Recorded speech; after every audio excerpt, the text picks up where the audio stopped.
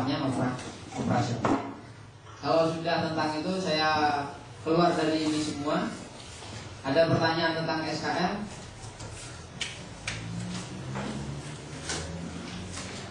Ada Pak? Silakan ditanya atau ibunya. Kenapa selalu Bapak yang diucapkan oleh saya?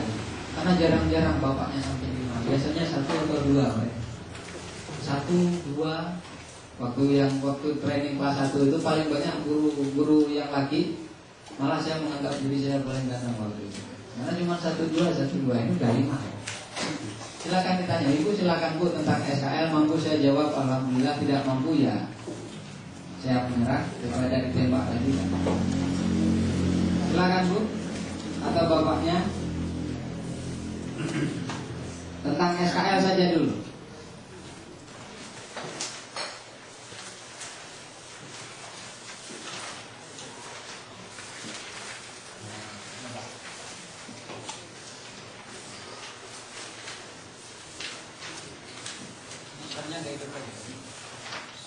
Manajer merupakan informasi, alat, dan teks yang diperlukan guru, instruktur untuk perencanaan dan penelaahan implementasi pembelajaran. Terus bahan ajar adalah segala bentuk bahan yang digunakan untuk membantu guru, instruktur dalam melaksanakan kegiatan belajar mengajar di kelas. Bahan yang dimaksud bisa berupa bahan tertulis maupun tidak tertulis. Tapi ada satu pengertian yang memang kalau saya lihat inilah yang paling benar tentang bahan ajar. Singkat, padat, tapi susah membuatnya. Bahan ajar adalah seperangkat materi yang disusun secara sistematis, baik tertulis maupun tidak, sehingga tercipta lingkungan atau suasana yang memungkinkan siswa untuk belajar. 3 kali saya ulang Pak, memungkinkan. Enaknya di situ. Contohnya seperti tadi, ngajar huruf hijaiyah. Gak punya alat seperti tadi, gimana mensiasati anak-anak bisa juga belajar. Contoh umpamanya, anak-anak itu kan kalau diajar lebih bagus membawa kepada fakta dan realita. Sekarang saya ingin mengajar tata tertib lalu lintas. Apakah anak-anak harus saya bawa ke jalan? Tidak. Tugas guru apa? Menyiapkan sebuah bahan materi, baik tertulis maupun tidak, sehingga suasana di jalan bisa masuk ke dalam kelas. Kemarin waktu di Kuala B, salah seorang guru ketika saya lihat di praktek, anak-anak dijadikan kendaraan. Ada yang jadi mobil, ada yang jadi Honda. Bawa biasa keliling-keliling ke anak kelas 1. Gurunya bawa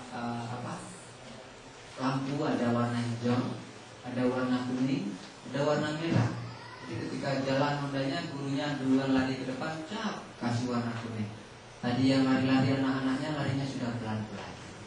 Berjaga-jaga takut gurunya memberikan lampu merah. Anak-anaknya yang tadinya lari kencang, begitu dia angkat lampu kuning, larinya pelan-pelan. Ibarat kereta kalau kita buangkan, kalau udah lampu kuning kan pelan-pelan, takut lampu merah kita lewat. Begitu dikasih lampu merah, stop. Kasih lampu hijau, jalan.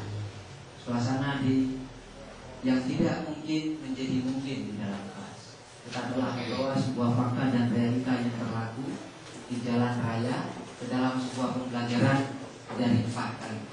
Yang buat itu siapa? Bukan saya, guru Kuala B. Saya waktu lihat itu buleku itu, karena ada buku begini ada di sini. Nah inilah yang sangat-sangat luar biasa.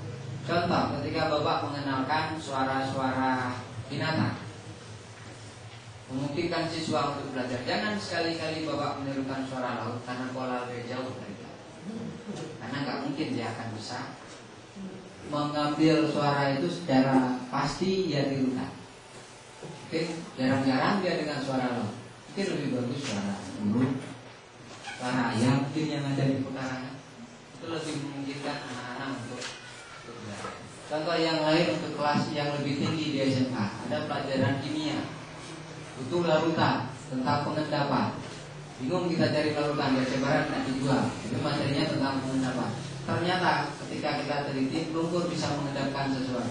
Kenapa enggak diganti saja larutan itu dengan lumpur? Dengan lumpur kita telah masuk materi tentang depan Bunda, dan itu telah memungkinkan siswa untuk belajar. Karena saya yakin dan